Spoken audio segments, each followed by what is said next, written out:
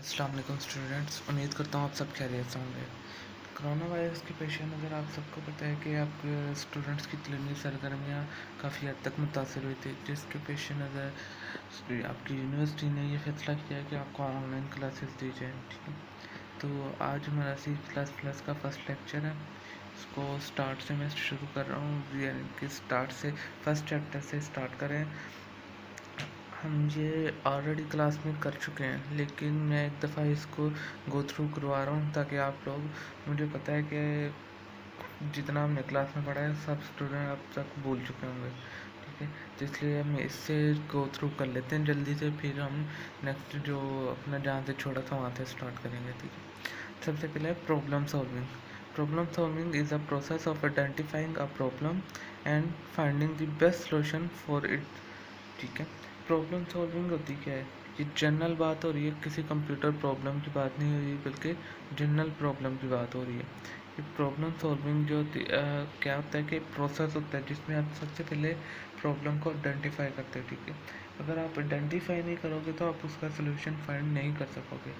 तो सबसे पहले आप प्रॉब्लम को आइडेंटिफाई करते हैं, देन उसका सोल्यूशन फाइंड करते हैं। ठीक है, तो कंप्यूटर प्रॉब्लम भी ऐसी एग्जांपल है। ठीक है, कंप्यूटर की अगर हमें कोई प्रॉब्लम आ जाती है तो हम पहले उसे आइडेंटिफाई करते हैं, देन उसका सोल्यूशन फाइंड करते हैं। ठीक है, कंप्यूटर प्रॉब्लम हमारे को सॉल्व करने के लिए हमारे पास 3 टेक्निक्स होती हैं। ठीक है, सबसे पहले program, then algorithm and then flow chart. ठीक, 3 टेक्निक्स होती हैं, प्रोग्राम, एल्गोरिथम और फ्लो चार्ट। इसको हम इसका इंट्रोडक्शन आज देखते हैं, कल इसकी नेक्स्ट लेक्चर में हम इसकी जो है वो एग्जांपल कंपेयर करेंगे कि एक प्रॉब्लम है, उसको हम प्रोग्राम के थ्रू कैसे सॉल्व कर सकते हैं, एल्गोरिथम के थ्रू कैसे सॉल्व कर सकते हैं और फ्लो चार्ट के थ्रू कैसे सॉल्व कर सकते हैं। सबसे पहले program, a set of instruction that tell the computer what to do is called program. ठीक है, ये आप डेफिनेशन आप लोगों ने सुनी होगी, हम पिछले सेमेस्टर ये पढ़ चुके हैं सॉफ्टवेयर की डेफिनेशन। ठीक है, अब set of instruction given to the computer to solve a problem is called software. ठीक है, तो बेसिकली सॉफ्टवेयर जो है वो प्रोग्राम का ही दूसरा नाम है, तो डेफिनेशन दोनों की सेम है, आप कोई भी कर सकते हैं। A computer work according to the given instruction in the program, कि कंप्यूटर जो है वो जो इंस्ट्रक्शन उसको प्रोग्राम के थ्रू हम देते हैं उस पर अमल करता है। Computer program are written in programming language, जो कंप्यूटर के प्रोग्राम होते हैं वो प्रोग्रामिंग लैंग्वेज में लिखे रहते हैं। प्रोग्रामिंग लैंग्वेज हमारे पास डिफरेंट तरह की होती है। A person who develop a program is called programmer, और जो पर्सन जो बंदा, जैसे अब कोई जो वो गाड़ी चलाता है उसे ड्राइवर कहते हैं, इस तरह जो कुकिंग करता है उसे कुक कहते हैं, इसी तरह जो प्रोग्राम लिखता है उसे प्रोग्रामर कहते हैं। एडवांटेजेस कुछ प्रोग्राम के वो पढ़ लेते हैं हम। सबसे पहला एडवांटेज है, computer program can solve many problem by giving instruction to computer. ठीक है, कि कंप्यूटर प्रोग्राम जो है वो काफ़ी सारी प्रॉब्लम को एक प्रोग्राम काफ़ी सारी प्रॉब्लम को हल कर सकता है उसे जब हम इंस्ट्रक्शन देते हैं। ठीक है, नंबर 2 जो हमारा एडवांटेज है कि कंप्यूटर प्रोग्राम जो टास्क करता है, परफॉर्म करता है, वो एक तो रैपिडली और दूसरा क्विकली, यानी कि एक तो वो जल्दी टास्क कंप्लीट कर लेता है, दूसरा जो है वो बार बार उसको में सलाहियत होती है कि बार बार टास्क को सॉल्व कर सके। ये नहीं होता कि एक तो प्रॉब्लम आई है उसको लिए हमने प्रोग्राम लिखा है, वो उस प्रॉब्लम को हल सॉल्व करके ख़त्म हो जाएगा, बल्कि उससे हम मज़ीद काम बाद में भी ले सकते हैं। नंबर 3 है, program can process a large amount of data easily. ठीक है, जो प्रोग्राम है वो क्या करता है, लार्ज अमाउंट ऑफ डाटा को भी इजीली हैंडल कर लेता है। नंबर 4 है, it display the result in different style. ठीक है, वो हम प्रोग्राम के थ्रू डिफरेंट तरीके से अपना रिजल्ट प्रिंट करवा सकते हैं या डिस्प्ले करवा सकते हैं।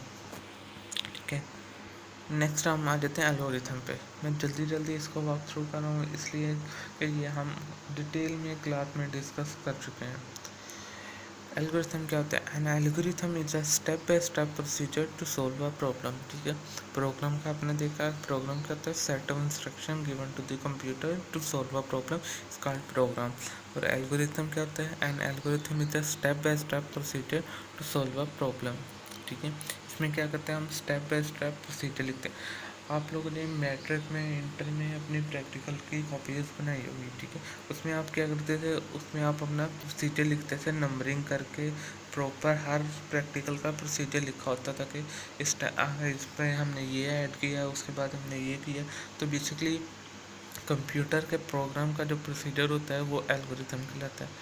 The process of solving a problem become simpler and easier with the help of algorithm. ठीक है, जो क्योंकि algorithm basically line by line process होता है, उससे आपको प्रॉब्लम सॉल्व करना इजी हो जाता है। और वो जो एल्गोरिथम हमारा जो है वो इंग्लिश वर्ड्स में लिखा होता है, इसलिए उसे अंडरस्टैंड करना भी हमारे लिए इजी होता है। प्रॉपर्टीज ऑफ एल्गोरिथम है आगे। ठीक है, the given problem should be broken down into simple and meaningful step. ठीक है, सबसे पहली प्रॉपर्टी क्या है कि इससे हम जो है प्रॉब्लम को अपने को एक तो स्मॉल पीसीज में डिवाइड कर लेते हैं, जिससे प्रॉब्लम, लार्ज प्रॉब्लम भी हमारे लिए इजी हो जाती है। नंबर टू स्टेप है, नंबर टू प्रॉपर्टी है, this step should B numbered sequentially. ठीक है, इसमें क्या करना है? जब हमने एल्गोरिथम लिखना है तो इस बात का ख्याल रखना है कि हमारे जो स्टेप हैं वो सिक्वेंशली ऑर्डर हो। ठीक है, ये ना हो कि पहले थर्ड स्टेप लिख दिया, उसके बाद फोर्थ स्टेप, फिर सेकंड, फिर फर्स्ट। नहीं, first, second, third, fourth, line by line आपने स्टेप लिखने हैं।